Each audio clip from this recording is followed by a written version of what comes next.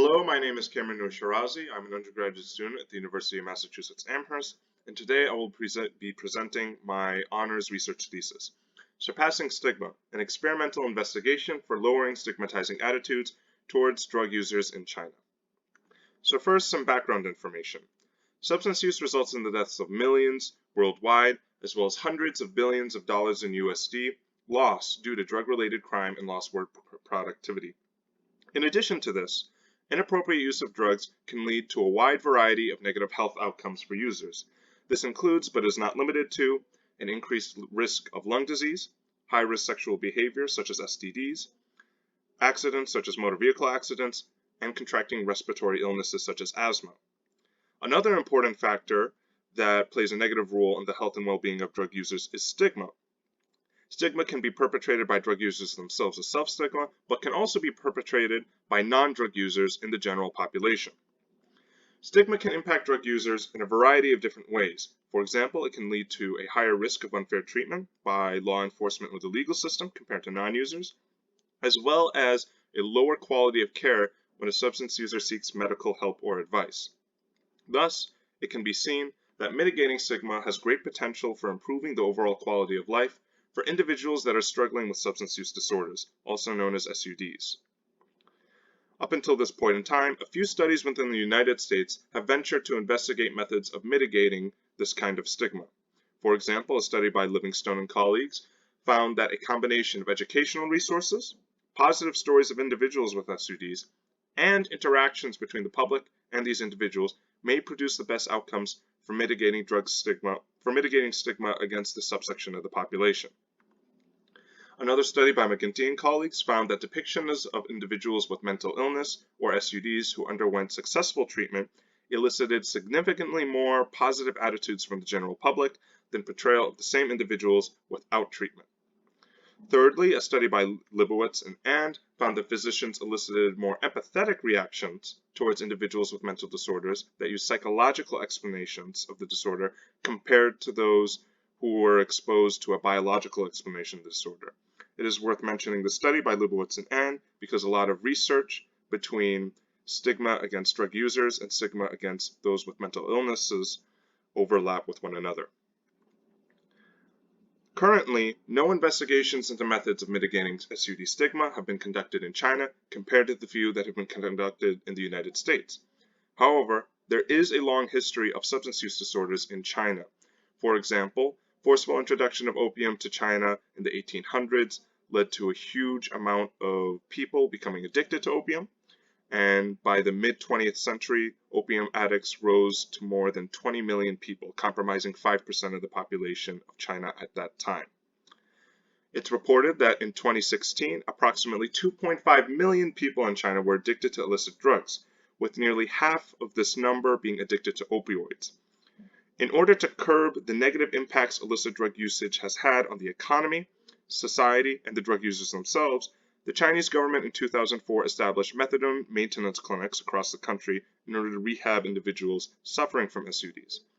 However, through research, it has been found that physicians at these clinics view SUD patients as being responsible for their unemployment, believe that their partner should break up with them, and believe that they don't deserve sympathy or understanding.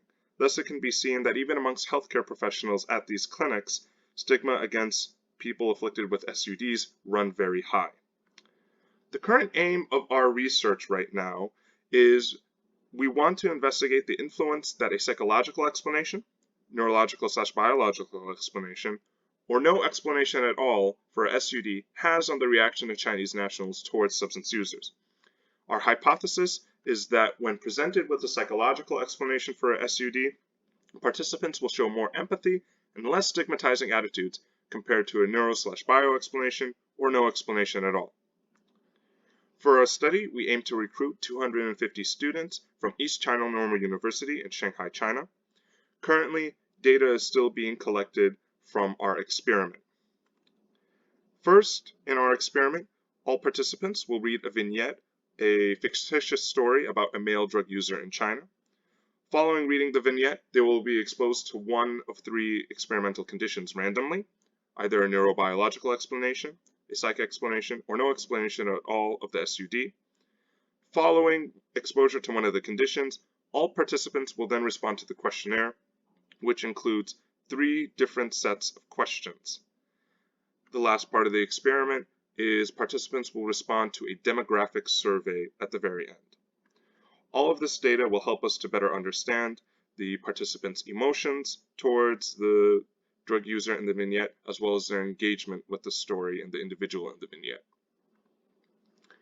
So the vignette, which all of the participants, regardless of experimental condition, are exposed to, involves a fictitious man, Huang Bolin, who is 24 years old and was introduced to methamphetamines by a former college classmate. His SUD became so severe that his family is considering having him be admitted to a methadone maintenance clinic. Because our research is aimed at collecting data from Chinese students at Chinese universities, all of our materials, including our debrief form, consent form, vignette, and questionnaires, were translated into Mandarin Chinese. The Mandarin version for the vignette and the explanations will appear on the right of the slides. The neurological/biological explanation, which some of the participants are exposed to, highlights various neurological and biological factors that can contribute to Bolin's SUD. For example, having a smaller than average orbital frontal cortex and a dopamine shortage in the brain. Once again, here's the Mandarin version as it appears in the survey on the right. The second type of explanation that participants are randomly assigned to is the psychological explanation. This explanation aims at highlighting certain psychological, social, and emotional factors that contribute to Bolin's SUD, such as his father's severe financial struggles and Bolin never having been in a relationship before compared to people in his friend group. Once again, the Mandarin version appears on the right. For participants that were exposed to no explanation at all, they were only exposed to the vignette and were immediately asked to answer the questionnaire following that. As mentioned previously, participants are randomly assigned to one of 3 experimental conditions as listed below. And after reading these conditions, or the no explanation condition, participants are asked to answer questions in the first question set, which is attitudes about mental illness and its treatment. And this is modified from a study by Koba and colleagues. This scale measures participants' negative stereotypes and prejudices towards individuals with drug use issues. An example question from this questionnaire is, how strongly do you agree that drug users are a danger to others? The second question set that participants are asked to answer is the attribution questionnaire, modified from a study by Corrigan and colleagues. This question set includes 9 items that captures attributions and negative emotions towards people with SUDs. One example question from this questionnaire is, how strongly do you believe that Huang Bolin is responsible for his own substance use disorder? The third and final question set is a mental illness microaggression scale, specifically the perpetrator version, modified from a study by Gonzalez and colleagues, which measures subtle stigma towards persons with SUDs, in contrast to more traditional measures of explicit discrimination. An example question from this question set is, if you know a person with an SUD, how likely are you to distance yourself from them in the event that they quote-unquote snap? Because we are still collecting data, we do not have complete results at this time. However, we have predicted results based on previous research studies. For the attitudes about mental illness and its treatment scale, we anticipate that the lowest score for this scale, and thus the lowest level of stigma towards Bolin and people with SUDs, will come from participants who were exposed to the psych explanation. This is followed by participants exposed to the neurobio explanation, who will have the second lowest level of stigma towards Huang Bolin, and thus people with a similar SUD. And the highest level of stigma and highest score from this scale will be elicited by participants who did not receive an explanation for SUDs. The reason that we expect these results to be similar to those by Libowitz and McGinty is because previous research has shown that Chinese individuals in China tend to stigmatize individuals with SUDs for similar reasons that Americans and other Westerners stigmatize individuals with SUDs. We also expect similar results for the attribution questionnaire and the mental illness and microaggression scale, where a lower score indicates lower levels of stigma towards Bolin, and a higher score indicates higher levels of stigma towards Bolin in individuals with SUDs.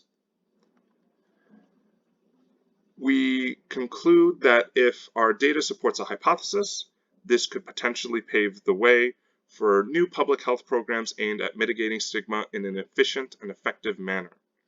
Additionally, if the data supports a hypothesis, this would help to further support previously researched and tested stigma mitigation strategies, such as those developed by McGinty and colleagues and Leibowitz and colleagues. And finally, this research can contribute to an international body of data and research on mitigating stigma outside of the Western world. And it can help to highlight how substance use disorders is not something that is unique to America or Europe, but is something that is an international phenomenon that deserves very strong attention by the academic community and methods of trying to solve it. Thank you for your time.